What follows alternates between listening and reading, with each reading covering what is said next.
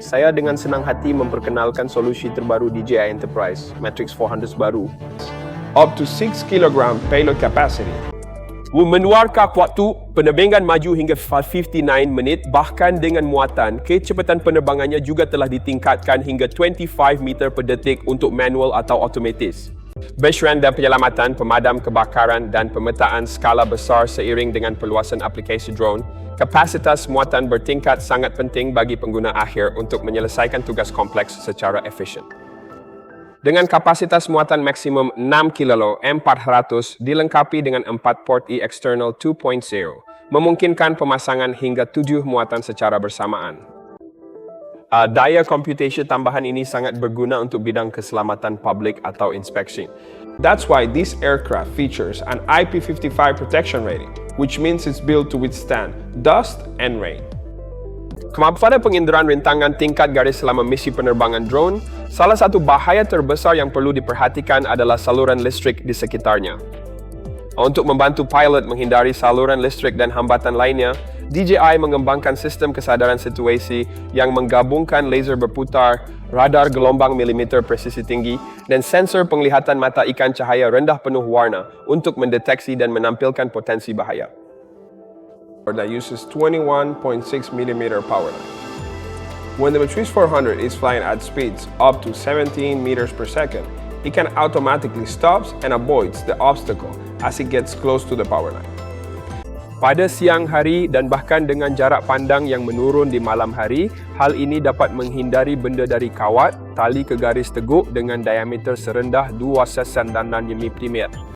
Semi telah meningkatkan sistem transmisinya dari O3 menjadi O4 yang menampilkan array antena penguatan tinggi, bawaan yang memberikan kinerja yang kuat pada jarak hingga 42 km.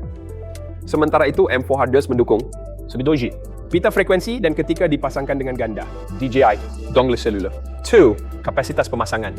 Sistem selalu dapat memilih yang paling banyak, stable dan koneksi yang andal tergantung di mana drone adalah dalam hubungan dengan. Fiturnya adalah proyeksi Arkansas yang cerdas. Saat beroperasi pada siang hari atau malam hari di wilayah lain, Anda dapat menggunakan mode Arkansas tampilan pita.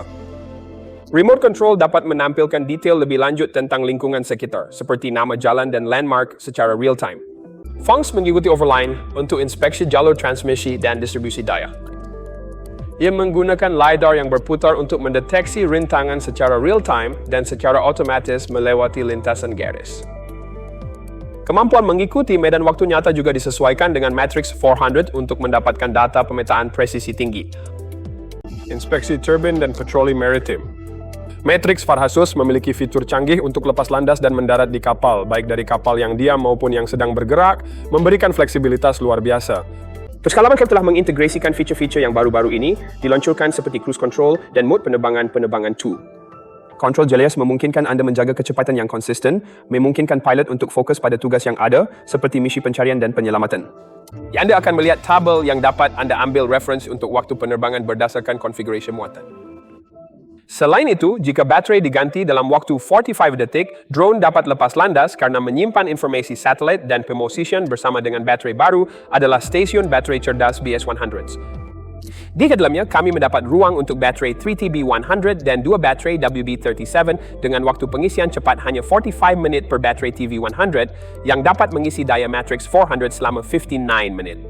Anda dapat mendarat, menukar yang baru dan lepas landas lagi tanpa gangguan minimal untuk misi anda. DJI memperkenalkan baterai tether TB100C yang dapat disesuaikan dengan Matrice DJI 400 untuk memenuhi tuntutan misi UAV durasi panjang dengan mengirimkan daya tegangan tinggi terus-menerus untuk skenario tanggap darurat. Ini memungkinkan pencahayaan udara durasi panjang melalui koneksi tether ke catu daya pihak ketiga.